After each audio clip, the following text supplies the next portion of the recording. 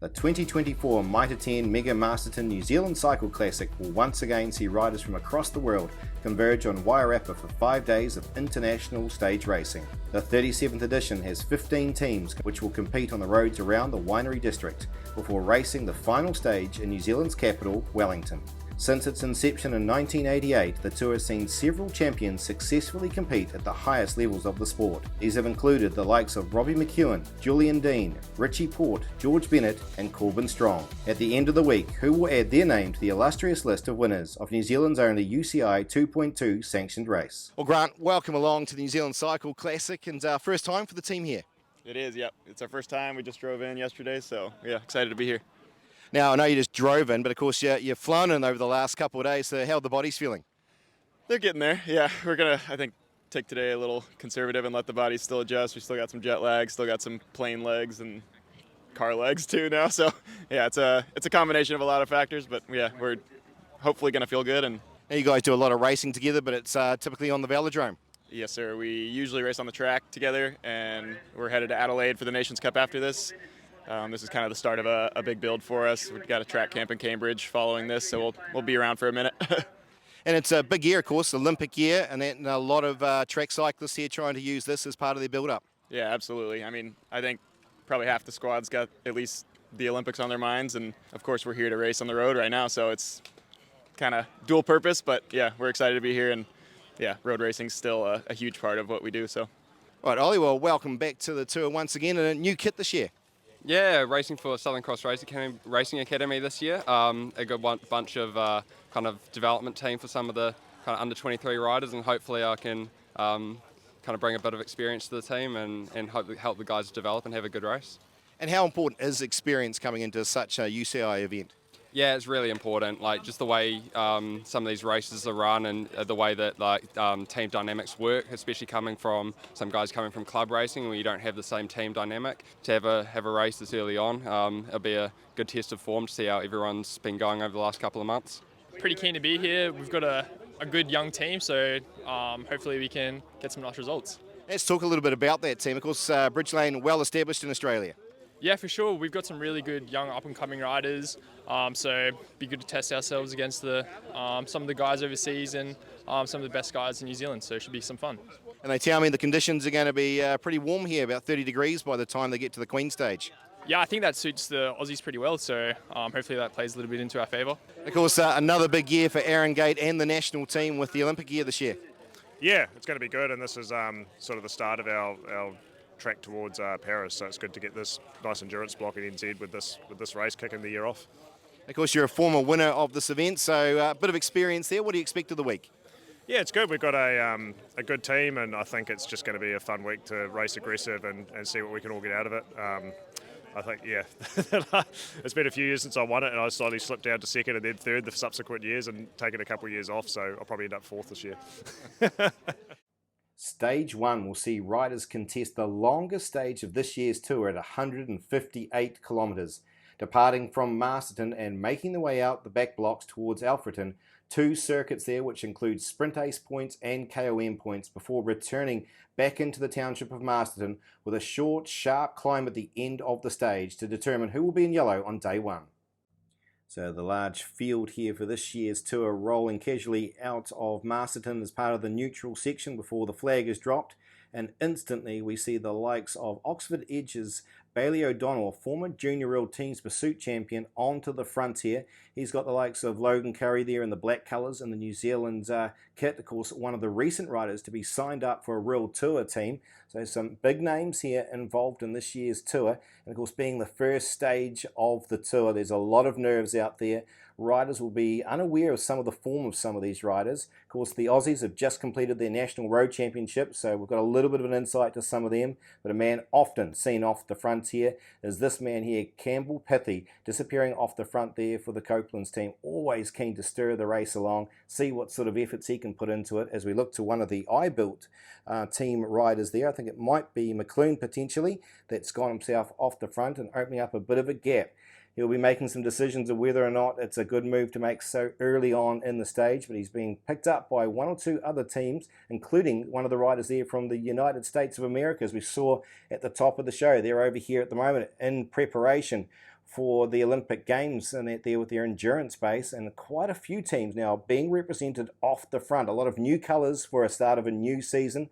Pista Corsa up there. We can see the MitaQ team just off to the left. They had a brand new set of kit there for the start of the season. But it looks like they've been pretty much sucked back into the fold as you see Aaron Gates and Nick Kyrgyzou, two of the New Zealand Endurance Track Squad members going off the front. Of course, Gate, a former winner of this tour in 2019. They know the caliber of this man. Of course, the current real track champion. As we head into about 45k into the stage, we start to set ourselves up as a large peloton for the first of the sprint ace points. And who's in the mix? Aaron Gate. He sneaks in there, gets himself maximum points. See George Jackson up there, he got third, his teammate, and also Bailey O'Donnell. Once again, it's familiar names we're mentioning very early on the stage as they start to get into the rolling terrain around the circuit of Alfreton here. Well, they'll do two circuits where they have a couple of sprints along the way for the points. We've just seen the first of those, and they'll have a second one at about 80 odd kilometres into the stage. In between that, there's the KOM points as well. So it'll be interesting to see around this sort of point. Often the bunch starts to sit up a wee bit, have a nature break, have the feed, and then that gives the opportunity for riders to try and sneak off the front, as we see George Jackson, the mullet man as he is there on the front there, disappearing off the front. There's a few other new colours starting to appear as we see a small group now starting to establish. Probably the first one we've seen that's actually opening up a reasonable sort of a gap, and it's now up to what the peloton's going to do in a reaction here. As we look to see some of the names, Campbell Pithy, as we said earlier on, he's in the mix again. 126 there for the Couplands team. 135, that's Darcy Sanders of the Oxford Edge team. They've been pretty prevalent towards the fronts, and that's early on in this particular stage here. We've also got the Southern Cross Racing Academy. I think one of the sharpest looking kits out there, and that sort of greeny looking black colours there. James Cranich there is the man up there. James, well-performed bike rider. He's got himself off in the mix. And the one Australian with them is Liam White of the Case team.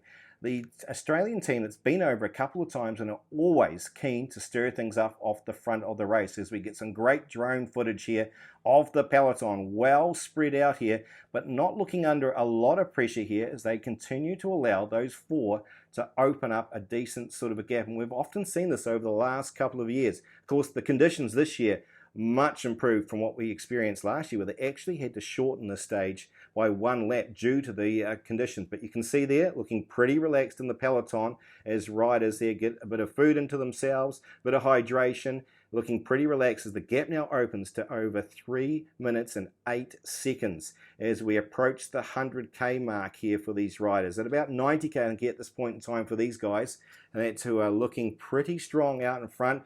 Pretty cohesive here, and that's what you want to do. You forget about your colours and you have to ride well as a unit. The time slowly but surely dropping a little bit, now down to about 2 minutes 30 as they try to desperately pick up the KOM points. And there we go. We see the sign there at 500 metres as two riders have a good crack at it there, and it's White of Australia who picks himself up the second of the KOM points, including the first one, which should put him into the polka dot jersey at the end of day one here on the tour. No doubt we're going to see the peloton, though, start to wake up here. They've allowed those riders to pick up those points for those various classifications, but the all-important yellow jersey very much up for grabs as we now look at it being at about 1:15, as we said, approaching around just over 100 kilometres into the stage, 158. It's a long way into the stage here to be able to try and hold off a peloton, and you can see the faces on these guys. They're starting to fatigue a fair bit, and you don't blame them. It has been tough yakka out there as we see a great shot there of the peloton continuing to shut things on down here. These riders now getting close to around 120 kilometres into the stage look like they're going to be sucked back into the fold here, and it's now back to the rest of the peloton to take on the challenge to bring them into Masterton. Often you do see one or two riders trying to sneak off the front, but at this point in time, things are being controlled by one of the other Australian teams, the Bridge Lane team, a very well-performed team in the National Series over in Australia and across Asia, in fact, who are trying to control things down the left-hand side here. As they hit into the township of Masterton, they know they've got this tough little climb. It's a short and sharp effort up this climb here, very punchy. Positioning all important there as we see the likes of Kyrgyzou trying to lead his teammates out there as they head into the St. George Continental team here. We can see New Zealand representative team up there, all the black colours. Looks like the likes of George Jackson, Keane Watts, but it looks like now his teammate, his leader, Aaron Gate, has escaped himself off the front, and he has opened up a decent sort of a gap here. There's no real response from the rest of the field. I just don't think they've got the legs on it, and the man who's just been announced as a Halberg finalist has taken out the stage. The 2019 champion has set the mark for the start of day one of this 2024 edition. Well, Campbell, into the most combative of the day, and you certainly were spending a fair bit of time off the front. Yeah, no, it was. I wanted to be aggressive when I came here. Got nationals coming up, and luckily enough to get a ride from Tom and Bruce. So yeah, I wanted to get the jersey off the front for them, and we just want to have a hard week's racing. And how was the cohesion amongst the four of you? Pretty good. Took a while to get going, but there's Liam White from Cage Park up as well, who was super strong. So we were trying, but yeah, it's just not enough in the end. And I guess the conditions made a big part to play in that today when that wind died away. Yeah, it did. I mean, the wind was still there a little bit. It was just swirling up that valley, so never really a proper tailwind, which probably didn't help us. If it had been a bit faster, we could have been in for a chance, but it is what it is. Well, congratulations on day one. Look forward to seeing you in action tomorrow. Yep, awesome. Thank you. Well, William, you and the team today were pretty proactive. Yeah, no, it was good. We had Liam White in the break, and most of the boys sitting in for the bunch sprint for a few of us that are good at these 1-2 minute efforts. So. And there's a lot of under 23s going to be vying for this particular jersey, but also potentially the yellow as well. Yeah, no, there's a strong contingent of under 23s here, especially some of the Australian guys. They can climb really well, and I reckon they could be up for even the overall GC, so it'll be a good battle. And just tell us a little bit about the team and your preparation, the sort of racing you guys do. Yeah, no, we're an Australian continental team, so we're racing in Asia and maybe a bit in Europe this year. Last year is the first year of the new sponsors on board, previously Oliver's. So no, we have a good team, good sponsors behind us, and it'll be really good to have another strong continental team racing around the world. So. Of course, you were here last year. We finished in the rain. A bit warmer here today. Yeah, no, last year is pretty chaotic in the rain and the shortened stage, and a lot of guys packing it in just because of the rain. But this year, nice, beautiful sky and good scenery, good race. And of course, into Martinborough tomorrow, the winery district. Expecting a bunch kick? Yeah, I mean, normally it's a bunch kick. Maybe the break might stay away, but we've got a few guys. We can try a few things, so it should be good. Well, congratulations on the under-23 jersey. We look forward to seeing you racing tomorrow. Awesome. Thanks, sir. Thanks. In this year's tour, how did it sort of roll out for you and the team? Yeah, it was the longest stage, but we definitely weren't mucking around at the start. It was a pretty relentless first hour, or I think probably hour and a half of racing. We just countless attacks going one after the other, with kind of everyone wanting to be in the breakaway, and it was it made it good fun. It's kind of first stage is often like that when everyone comes in with fresh legs, and then finally once the break did go, I think everyone kind of that didn't make it breathed a sigh of relief. It was like okay, and then break pretty quickly went out to 3 minutes, and some cohesion started amongst us in the back with us and putting Ryan Christensen on the front with some of the other teams putting a rider up too, and managed to slowly reel the break back in to set it up for a sprint finish at the end. And talk us through that sprint finish. I mean, it's a decent little short, sharp climb here, but how did the team sort of form at the front? Yeah, well, we came off out of the valley into the final drag into town on the main road, and it was tailwind there, so it was just rapid and real fight for position to come into that last corner, because everyone wants to be there and coming into that roundabout. So it's always a little bit sketchy, but luckily there was no crashes, and guys did a good job of setting me up, and I just started moving up. Probably 600 to go, and saw Keane on the right of me and said, "Go, you've got the legs." So he did this fantastic slingshot for me into the last corner after GJ had held us, sitting on the outside all the way into that final roundabout. So just meant that from there I just had to sprint with everything I had for the last 250, and it was nice to see a gap behind me, so had time to get the arms of the air. And of course, some fantastic news during the stage as well. Halberg finalist. Yeah, that's fantastic news. Pretty excited about that. It was some cool news to receive just after the winning of stage 2. So nice to have 2 bits of good news all in one day. Well, congratulations on a fantastic day 1. Thank you very much. Cheers. See you tomorrow.